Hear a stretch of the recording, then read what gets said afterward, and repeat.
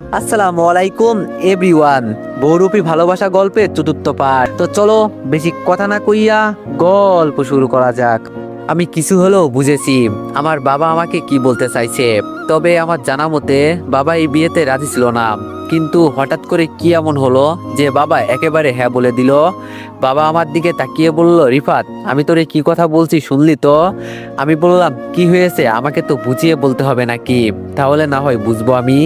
বাবা বলল, আসলে বাবা, আমরা সবাই মিলে তোর বিয়ে ঠিক করেছি তোর চাচাতো বোনের সাথে। ভাবলাম নিজের বাড়ির মেয়ে নিজের ঘরেই নিয়ে আসি। আর আমি জানি তুই আমাদের মুখের ওপর কোনো কথাই বলতে পারবি না, তাও এখন শুধু তোর মত প্রকাশের বাকি আছে। তুই কি বলিস? এবার আমি দাঁড়িয়ে বলতে শুরু করলাম, সবকিছু বুঝলাম, কিন্তু আমাকে তো একবার জানানোর দরকার ছিল। এমনও তো হতে পারে আমি এই বিয়েতে রাজি নই। দেখো বাবা, আমি তোমার মুখের ওপর কোনো কথা বলতে চাই না, তবে আসল ঘটনা হলো আমি আমার চাচাতো বোনকে এই জীবনেও বিয়ে করতে পারবো না। বড় কথা হলো ও আমার বোন। আরেকটা কথা হলো, দেখো, আমি যদি বুঝিয়ে বলি তাহলে হয়তো বুঝবে তোমরা। উদাহরণস্বরূপ, যেমন মনে করো আমার এক বন্ধু ওর চাচাতো বোনকে বিয়ে করবে, কিন্তু সবাই জানে ওর চাচাতো বোন আগে একটা ছেলের সাথে রুম শেয়ার করে ধরা পড়ছে, আর এর লিঙ্কও ভাইরাল হয়ে গেছে। তারপর ওর বড় ভাই ওই মেয়েকে বুঝিয়ে দেশের বাইরে পাঠিয়ে দেয় যাতে কোনো সমস্যা না হয়।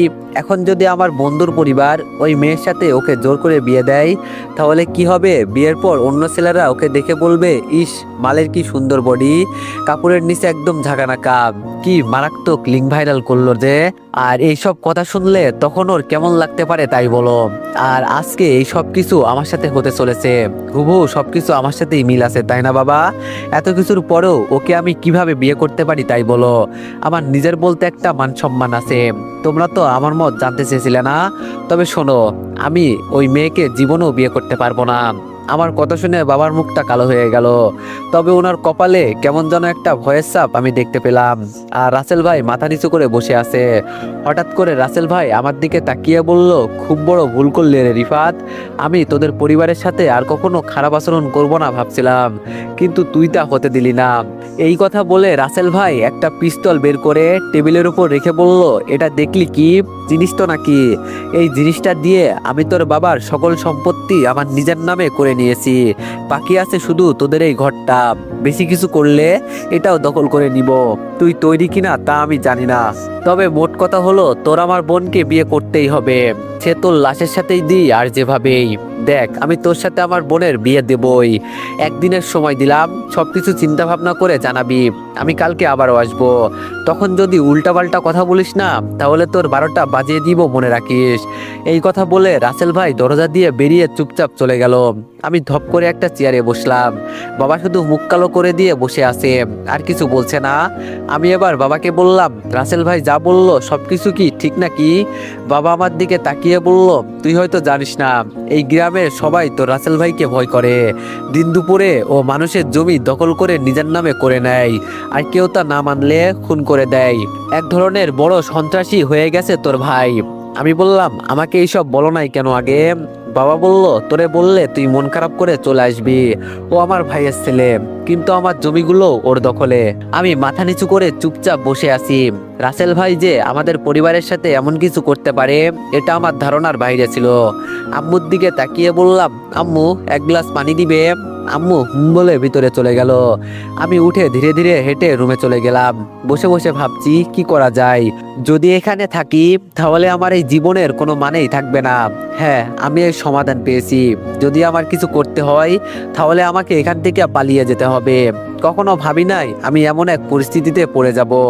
ফোনটা বের করে দুলাভাইকে কল দিলাম। দুলাভাই ফোন রিসিভ করে বলল, কি খবর শালা বাবু, কেমন আছো? আমি বললাম, এই তো আলহামদুলিল্লাহ, আপনি? দুলাভাই বলল, আমিও ভালো আছি। তো আজকে কি মনে করে কল দিলে? আমি বললাম, আমাকে একটা কাজ করে দিতে পারবেন দুলাভাই? দুলাভাই বলল, বলো কি করতে হবে? আমি বললাম, ঢাকা শহরে আপনার চিনা জানা কোনো আত্মীয় আছে? দুলাভাই বলল, আমার এক বন্ধু আছে। কেন, কি হয়েছে? আমি বললাম, আমাকে একটা ফ্যামিলি রুম ঠিক করে দিতে পারবেন? আজকে রাতে বাসা থেকে পালিয়ে যেতে হবে। দুলাভাই বলল, বাসা থেকে পালাতে হবে মানে কি বলতে চাও তুমি? আমি বললাম, আপনাকে বলার মতো আমার তো সময় নেই, তবে এইটুকু শুনে রাখেন, আমার চাচাতো ভাই আমাদের সকল সম্পত্তি আমার বাবাকে ভয় দেখিয়ে জোর করে ওর নামে দখল করে নিয়েছে। আর আমাকে বলে আমি ওর বোনকে বিয়ে করতে। ওর বোনের স্বভাব কেমন তা তো আপনি ভালো করেই জানেন। আমি তা না করছি দেখে আমাকে নাকি মারবে বলে হুমকি দিয়েছে। দুলাভাই বলল, কি বলো, ওর এত সাহস হয়ে গেছে? তুমি তাহলে পুলিশের কাছে চলে যাও।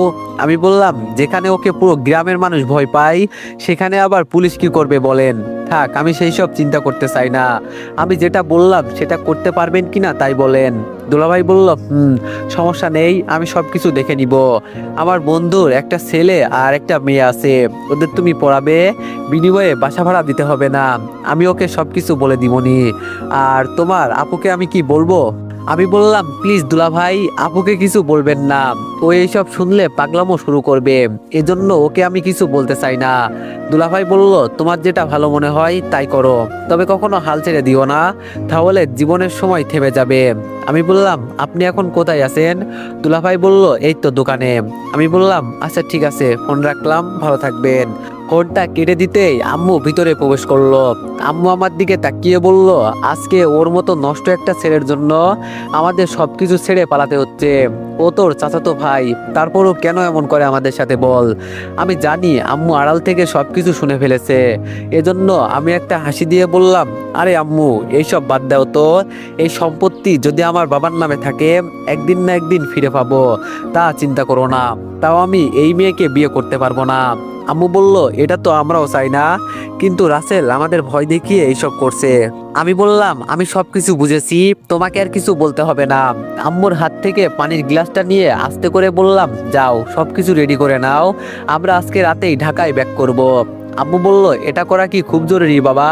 নিজের বাসা ছেড়ে এভাবে পালিয়ে যাওয়া কি ঠিক হবে? আমি বললাম, তাহলে এখানে থেকে মরতে চাও নাকি? আর আমি কি তোমাদের খারাপ চাইবো বলো? আম্মু বলে আমার রুম থেকে বাইরে চলে গেল। দেখতে দেখতে রাত হয়ে গেল। হালকা পাতলা কিছু খেয়ে রুমে বসে আছি, এখন শুধু সময়ের অপেক্ষা করছি, কখন সেই কাঙ্ক্ষিত সময় আসবে। ঘড়িতে এখন 10টা বেজে গেছে। আমি আবার সবকিছু নিয়ে রুম থেকে বের হলাম। আম্মুকে ডাক দিতেই আম্মু বের হয়ে বলল, বাবা সবকিছু রেডি করে ফেলেছি, কিন্তু তোর বাবা তো এখনো আসছে না। আমি বললাম, বাবা কোথায় গিয়েছে? আম্মু বলেছে তিনি তার বন্ধুর কাছ থেকে নাকি বিদায় নিতে আসবে। আমি বললাম, তোমার কি মাথা খারাপ হয়ে গেছে? তুমি বাবাকে কেন বাইর হতে দিলে? মাহি আমার দিকে তাকিয়ে বলল, তুই এত রাগ করিস কেন? আমরা না গেলে হয় না? আমি মাহির দিকে চোখ ঘুরিয়ে তাকিয়ে বললাম, কোনো কথা বলবি না, মেজাজ এমনি অনেক গরম আছে। মাহি আমার কথা শুনে চুপ হয়ে গেল। হঠাৎ করে বাবা কোথা থেকে দৌড়ে এসে বলল, রিফা, তুই তাড়াতাড়ি তোর মাকে নিয়ে বাসা থেকে বের হয়ে যা, আমি সব কিছু নিয়ে আসছি। তোর ভাই জেনে গেছে যে আমরা আজকে এই বাড়ি থেকে পালিয়ে চলে যাচ্ছি। আমি রেগে বললাম, তোমাকে কি আমি বলছিলাম যে বাসা থেকে বের হয়ে গিয়ে সবাইকে বলো? এখন মন চাইছে নিজের মাথা নিজেই ফাটিয়ে ফেলি। আমি আম্মু আর মাইকে নিয়ে বাসা থেকে বের হতে হতে বাবাকে বললাম, তাড়াতাড়ি রেডি হয়ে স্টেশনে আসেন, আমরা আপনার জন্য অপেক্ষা করছি। আমি আম্মু আর মাইকে নিয়ে বের হয়ে গেলাম। স্টেশনে গিয়ে বসে আছি, কিন্তু বাবা এখনো আসছে না। ধুর, কেন যে বাবাকে একা রেখে চলে আসলাম। আম্মুর ফোনটা নিয়ে বাবাকে কল দিলাম, আর ফোন রিসিভ করলো রাসেল ভাই।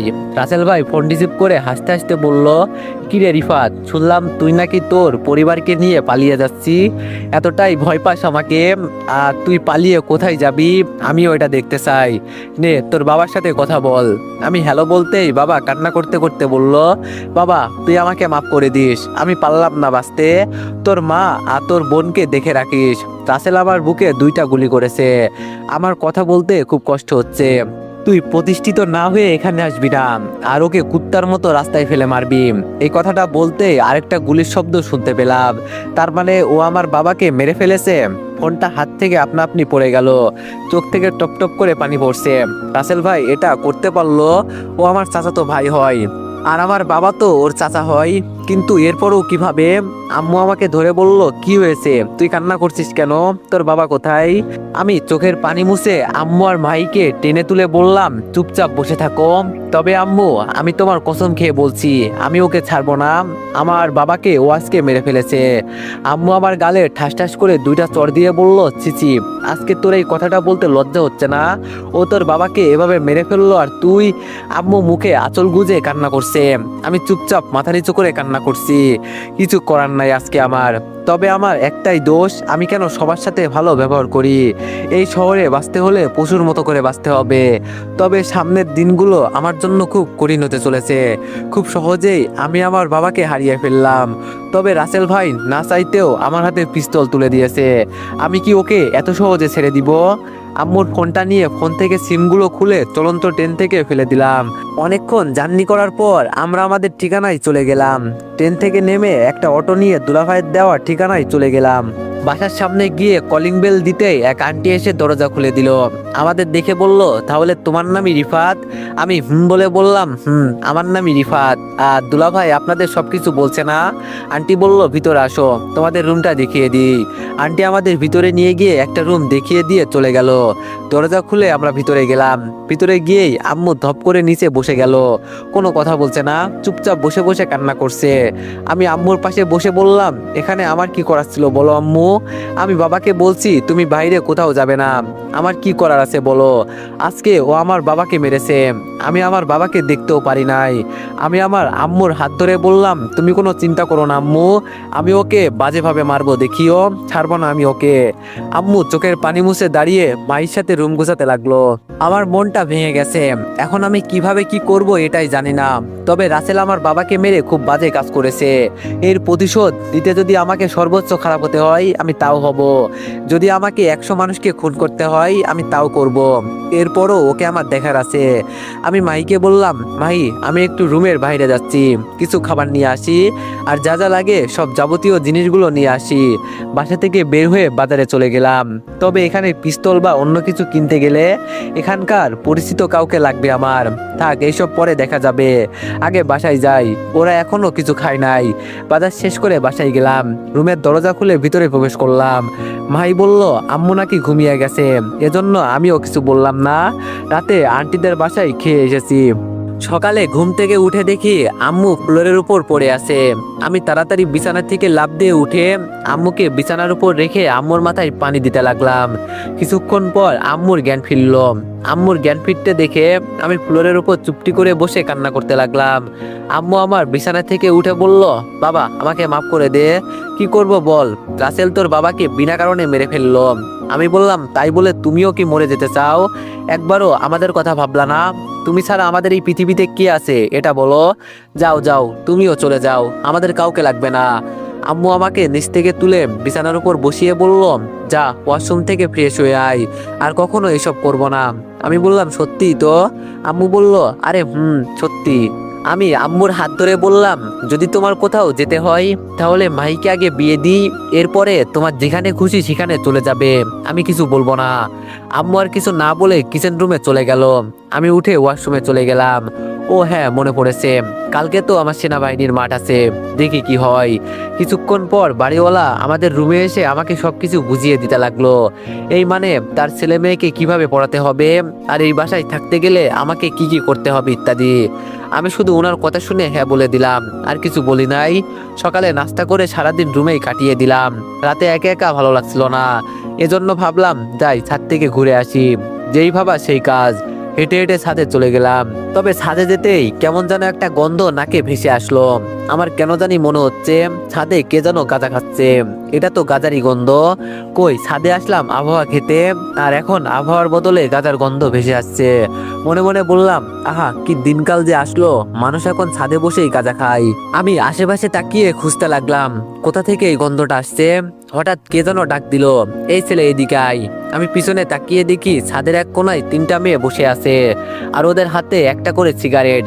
আমার যা বুঝার আমি তো বুঝেই গেছি, তার মানে ওরা এখানে গাঁজা খাচ্ছে। তবে আমার কাছে বিষয়টা কেমন যেন লাগলো। আমার জানা মতে সিগারেট খায় ছেলেরা, কিন্তু কি যে দিন আসলো, মেয়েরা এখন সিগারেট ছেড়ে গাঁজা খাচ্ছে। বাহ বাঙালি বাহ, বাঙালি যে এতটা উন্নত হবে এটা আমি আগে জানতাম না। মেয়েগুলো আবার ডাক দিল, কিরে শালা তোরা এখানে আসতে বললাম না? আমি ভয়ে ভয়ে ওদের দিকে হেঁটে হেঁটে যেতে লাগলাম, আর মনে মনে বলছি এই বিপদ থেকে বাঁচতে পারলেই হলো। সবগুলো মেয়ে এখন মাতাল হয়ে পড়ে আছে, না জানি এখন আমাকে কি করতে বলে। আমি মেয়েগুলোর সামনে গিয়ে মাথা নিচু করে বললাম, জি আমাকে কি আপনারা ডেকেছেন? একটা মেয়ে নিচে পড়ে থাকা চশমাটা চোখে লাগিয়ে বলল, তুই এখানে কি করিস? তোরে ছাদে কে আসতে বলছে? আমি ভয়ে ভয়ে বললাম, আসলে আপু আমি জানতাম না এই সময় আপনারা এখানে থাকবেন। আমি এটা জানলে জীবনেও এখানে আসতাম না, মাফ করে দিন। আমার কথা শুনে মেয়েটা হাসতে হাসতে বলল, মাফ করব না। আচ্ছা ঠিক আছে, সিগারেট খেতে পারিস? আমি বললাম, না এইসব কখনো খাওয়া হয় নাই। মেয়েটি বলল, তাহলে আজকে সিগারেট নয়, সরাসরি গাঁজা খাবি, নে এটা হাতে নে। আমি বললাম, প্লিজ ম্যাডাম আমাকে ছেড়ে দিন, আমি আর এই সময়ে কোনোদিন এইখানে আসবো না। মেয়েটি বলল, এখন তোরে ভালোই ভালোই বলছি সিগারেট খা। পাশ থেকে আরেকটা মেয়ে বলল, সিগারেট না খেলে তোর শরীর থেকে সব কাপড়গুলো খুলে এখানে দাঁড়িয়ে থাক, দেখি তোরে আমাদের কি পছন্দ হয় নাকি। আমি জানি মানুষ মাতাল হওয়ার পর যা মুখে আসে তাই বলতে শুরু করে, কিভাবে যে এখান থেকে বেঁচে ফিরি এটাই ভয় হচ্ছে। হঠাৎ পিছন থেকে কে যেন আমার হাত ধরে বলল, এই ছেলে তুমি এখান থেকে চলো। আমি পিছন ফিরে তাকিয়ে দেখি এটা আমাদের বাড়িওয়ালা আন্টি। আন্টি আমাকে নিয়ে ছাদের এক কোনায় নিয়ে বলল, তুমি এখানে কি করো? আমি বললাম, আসলে আন্টি এসেছিলাম এখানে একটু হাওয়া খেতে, কিন্তু এখানে এসে দেখি এই অবস্থা। ওরা কারা আন্টি? আমি তো চিনতে পারলাম না। আন্টি বলল, চশমা পরা মেয়েটা হলো আমার মেয়ে। এই কথা বলে আন্টি মুখটা কালো করে দিল। আমি অবাক হয়ে বললাম, কি বলেন আন্টি? কিন্তু আপনাকে দেখে তো ভয়টই কিছুই পাচ্ছে না। আন্টি বলল, ও আমার কথা শুনলে তো ভয় পাবে, এখনো বড় হয়েছে, যা ইচ্ছা তাই করে বেড়াই। আমি ওকে কত কিছু বলে বুঝিয়েছি, কিন্তু তাও শোনে না। এখন ওর মন যা চাই তাই করুক, আমি আর না করি না। বলতে বলতে এক প্রকার বিরক্ত হয়ে গেছি আমি বললাম, তাই বলে আন্টি এইসব করবে? এক সময় তো ও আপনাদের হাতের বাইরে চলে যাবে, তখন যা ইচ্ছা তাই করবে, তখন আরো বিপদে পড়বেন আপনি। আন্টি বলল, কি আর করব বাবা বলো, আমার কিছু করার নেই, বড়লোক বাবার মেয়ে তো, টাকা পয়সার অভাব নেই, এই জন্য এমন করে। আমি বললাম, তাহলে ওকে টাকা পয়সা দেওয়া বন্ধ করে দেন। আন্টি বলল, তোমার আঙ্কেলকে বললেও শোনে না, থাক বাদ দাও, নিচে চলো। আমি বললাম, চলেন। আন্টির সাথে নিচে চলে গেলাম। নিচে যেতে যেতে বললাম, আগামীকাল আমার সেনাবাহিনীর মাঠ আছে, ওইটা করে পর থেকে আমি আপনার মেয়েকে পড়াবো। আমি রুমে এসে দেখি আম্মু বসে বসে কি জানি দেখছে, আর মাহি বসে বসে আম্মুকে কি জানি দেখিয়ে দিচ্ছে। আমি আর কিছু বললাম না। মাঝরাতে উঠে আমি তৈরি হয়ে নিলাম, আমাকে আগেই ওই জায়গায় যেতে হবে, নইলে পরে মাঠ করতে পারবো না। আম্মুকে বলে বের হয়ে গেলাম। কাঙ্ক্ষিত জায়গায় যেতে যেতে একদম সকাল হয়ে গেল। দোকান থেকে হালকা কিছু খেয়ে রেডি হয়ে মাঠে চলে গেলাম। এখানে আমার মতো অনেকে এসেছে, মনে মনে শুধু এটাই চিন্তা করছি, জীবনে কিছু করতে হলে রিস্ক তো নিতেই হবে। ধীরে ধীরে সেনাবাহিনীর মাঠের কাজ শুরু করে দিলাম। তবে মাঠের ভিতরে গিয়ে এক জায়গায় আমার চোখ আটকে গেল। এখানে চেয়ারে যে লেডিস একটা মেজর বসে আছে, তাকে কেন যেন আমার চিনা চিনা লাগছে। আমি ধীরে ধীরে হেঁটে একটু সামনে চলে গেলাম, ওনাকে ভালো করে দেখতে লাগলাম।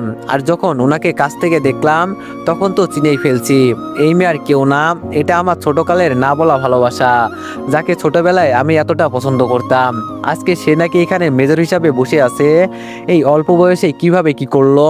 তবে আমি এই একটাই মাঠ করতে পারবো, পরে আমার বয়স শেষ। আমার কেন জানি মনে হচ্ছে এই মেয়ে আমার সিনিয়র হবে বয়সের তুলনায়, কিন্তু আজকে তাকে দেখে আমার আবার নতুন করে ভালো লাগা শুরু করছে। তিনি কতটা সুন্দর হয়ে গেছে, ছোটবেলায় এতটাও সুন্দর ছিল না, এখন যতটা সুন্দর লাগছে। আমি ভুল তো এক জায়গায় করছি, তাকে প্রপোজ না করে শুধু তার পিছনে পিছনে ঘুরছি। তবে আমার তাকে নিয়ে এইসব চিন্তা ভাবনা করা উচিত না। আজকে আমার তাকে ম্যাডাম বলে ডাকতে হবে। তবে তিনি কি আজও আমাকে মনে করতে পারবে? হয়তো না। হঠাৎ পাশ থেকে অন্য একজন মেজরকে বলতে শুনলাম, রিমি ম্যাডাম, তাহলে আমরা মাঠের কাজকর্ম শুরু করি। তিনি বলে কিসের কাগজ নিয়ে দেখতে লাগলো। মনে মনে বললাম, এত বছর পর তার নামটা আমি জানতে পারলাম, ছোটবেলায় তার পিছনে ঘুরতে ঘুরতে তার নামটাই জানা হলো না। তবে আজকে আমার সবকিছু ভুলে যেতে হবে। এখন তিনি সেনাবাহিনীর মেজর, আর আমি এখানে আসছি মাঠ করতে। কোথায় তিনি আর কোথায় আমি? তবে হঠাৎ করে রিমি ম্যাডাম চোখ তুলে আমার দিকে তাকালো। আমি মাথা নিচু করে পিছনে সবার সাথে গিয়ে বসে পড়লাম। রিমি ম্যাডাম কিছুক্ষণ আমার দিকে তাকিয়েছিল, তবে আমি জানি না তিনি কি আজও আমাকে চিনতে পেরেছে কিনা। হয়তো চেনে নাই। মানুষকে আমি বলতে শুনেছি, যখন মানুষের টাকা পয়সার অভাব হয় না, তখন মানুষ নিজের আত্মীয় স্বজনকেই চিনতে পারে না, আর বাকি রইল অন্য মানুষ। টাকাই হয়তো সবকিছু পরিবর্তন করে দেয়। কিছুক্ষণ পর 3-4টা গাড়ি ভিতরে প্রবেশ করলো। তবে আমি মাথা নিচু করে মনে মনে বলছি, আমাকে এখন সর্বোচ্চ চেষ্টা করতে হবে। আমি বিশ্বাস করি আমার কপালে যা আছে তাই হবে। এজন্য আমি চিন্তা ভাবনা বাদ দিয়ে দিলাম। দিন শেষে সবকিছুর মাঝে টিকে গেলাম। এখন শুধু রেজাল্ট দেওয়ার আশায় বসে আছি। জানি না আমি এইসব কিভাবে করতে পেরেছি, তবে আমি শুধু এটাই জানি আমার ভিতরে আলাদা একটা বিশ্বাস তৈরি হয়েছিল যে আমি সবকিছু করতে পারবো। হ্যাঁ, আমাকে দিয়ে সবকিছু হবে। যখন রেজাল্ট প্রকাশ করলো তখন সবার আগে আমার নাম ছিল। আমি যে এখন কতটা খুশি হয়েছি বলার বাইরে। ভাবি নাই এমন করে কখনো স্বপ্নগুলো পূরণ হয়ে যাবে। তবে মানুষ বলে চেষ্টা করলেই নাকি সবকিছু সম্ভব। আমি তো চেষ্টা করেছি। সবশেষে আমাদের ট্রেনিং ডেট বলে দিল কবে কি করতে হবে। যখন আমি মাঠ থেকে বের হব তখন কেন যেন মনে হলো আমার রিমি ম্যাডামের সাথে একবার কথা বলার দরকার, কিন্তু আমাকে হয়তো এখন এই সুযোগ দেওয়া হবে না। তবে আমি রিমি ম্যাডামের দিকে তাকিয়ে আছি। দূর থেকেই আমি ওনাকে দেখছি। রিমি ম্যাডাম তার কাজ নিয়ে ব্যস্ত। তবে আমি রিমি ম্যাডামকে আজকে দেখে এটাই বুঝতে পেরেছি তিনি অনেক রাগী মানুষ। ওনাকে দেখে সবাই কেমন যেন ভয় পায়। তবে উনি কি আজও আমাকে চিনেছে কিনা তা নিয়ে আমার এখনো সন্দেহ আছে। আমি মাঠের বাইরে চলে গেলাম। বাটন ফোনটা হাতে নিয়ে সুমনের নম্বরে কল দিলাম। আমি সুমনকে কল দিতে চাই নাই, তবে আমার কিছু তথ্য দরকার ছিল ওর কাছ থেকে। সুমন ফোন রিসিভ করে বলল, হ্যালো আন্টি। আমি বললাম, সুমন, আমি রিফাত। সুমন বলল, ও তুই? তোর আম্মু আমার নম্বর ব্লক করে রাখছে, তোরে তো খুঁজেই পাওয়া যাচ্ছে না। আর সবচেয়ে খারাপ কথা হলো ওই রাসেল ভাই তোর বাবাকে বাজেভাবে মেরেছে। আমি ভাবতেও পারি নাই ও তোর বাবাকে এভাবে মারতে পারবে। তুই যেখানেই থাকিস না কেন বাসায় আর আসবি না, নইলে সমস্যায় পড়ে যাবি। আমি বললাম, খুব শীঘ্রই আমি আমার গ্রামে ফিরে আসব, তবে খুব ভয়ঙ্কর রূপে। তুই কোনো চিন্তা করিস না। রাসেলকে এমনভাবে মারবো মানুষ ওকে দেখলেও ভয় পাবে। এখন তোর কাছে কিছু জানাচ্ছিল। সুমন বলল, বল। আমি বললাম, তুই তো জানতি আমি ছোট থাকতে একটা মেয়ের পিছনে ঘুরতাম। সুমন আমার কথা শুনে হাসতে হাসতে বলল, শালা ওই কথা আর বলিস না, তুই তো ভিতরে একটা ডিম। আমি তোরে কত করে বললাম যা তুই ওকে প্রপোজ করে দে, কিন্তু সেটাও করলি না। আর এখন ওই মেয়ে নাকি সেনাবাহিনীর মেজর। আমি বললাম, তুই কিভাবে জানলি? সুমন বলল, আমার বউ তো ওদের গ্রামে ওর মুখ থেকে শুনেছে ওদের নাকি খুব টাকা পয়সা, আর মেয়েটা নাকি রাত দিন 24 ঘন্টা পরিশ্রম করত, এজন্য হয়তো সবল হয়েছে। তবে তুই প্রপোজ না করে ভুল করলি। আমি বললাম, ও আচ্ছা। সুমন, ও কি আমাকে দেখলে চিনতে পারবে? সুমন বলল, হয়তো পারবে, আবার হয়তো না, কারণ তুই ওকে খুব বিরক্ত করতি ছোটবেলায়। কিন্তু হঠাৎ এই কথা কেন? আমি বললাম, আমি আজকে ওকে নিজ চোখে দেখছি। সুমন বলল, কি? আমি বললাম, আর আমার চাকরি হয়ে গেছে রে। তুই তো জানতি আমার সেনাবাহিনীর চাকরি করার খুব ইচ্ছে, অবশেষে সেটা পূরণ হয়েছে। সুমন বলল, যাক, শুনে খুশি হলাম। আর তুই আমার নম্বর ব্লক করে দিস। রাসেল আমার ফোন নিয়ে হয়তো তোরে খোঁজাখুঁজি করতে পারে। আমি বললাম, আচ্ছা, করবনি। আর ওই মেয়েটার নাম কি? সুমন বলল, কেন, তুই জানিস না? আমি বললাম, জানি তো, এরপরও তুই বল, আমি যদি না চিনে থাকি। সুমন হাসি দিয়ে বলল, কি জানো বলছিল? ও হ্যাঁ, মনে পড়েছে, ওর নাম রিমি। আমি বললাম, থাক, তোর আর বলতে হবে না, আমি বুঝে গেছি। সুমন বলল, তোরে জিজ্ঞেস করছিল কি? আমি বললাম, আমাকে হয়তো তিনি চিনেন না, আবার জিজ্ঞেস করবে কিভাবে? সুমন বলল, আমাদের গ্রামে মাঝে মাঝে আসে, তবে কি আমি তোর কথা? আমি বললাম, না না, তোর কিছুই বলতে হবে না। আচ্ছা, ফোন রাখ, আমি এখন গাড়িতে আছি। সুমন বলল, চাকরি তো পেয়ে গেলি, আমাদের আবার ভুলে যাস না। আমি বললাম, কখনোই না, বন্ধু মানেই তো বন্ধু। আচ্ছা, ফোন রাখলাম। ফোন কেটে বাসার দিকে যেতে লাগলাম। যেতে যেতে প্রায় অনেক রাত হয়ে গেছে। বাসার সামনে গিয়ে দেখি, তো এভরিওয়ান, নেক্সট পার্টের জন্য সবাই একটু বেশি বেশি লাইক আর কমেন্ট করে দিও।